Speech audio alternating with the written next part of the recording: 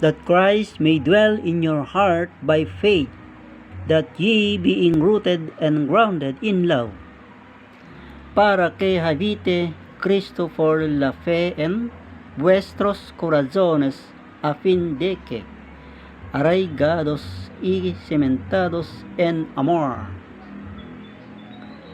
naway manawan si Kristo sa inyong puso sa pamagitan ng iyong pananalig sa Kanya, upang sa iyong pag-ugat at pagiging matatag sa pag-ibig. That God may dwell in our own heart, we must accept Him as a personal Savior, the Lord God Jesus Christ. He is the only one Savior of every one of us who accept Him as a personal Savior, the Lord God Jesus Christ. Accept Him now before it's too late.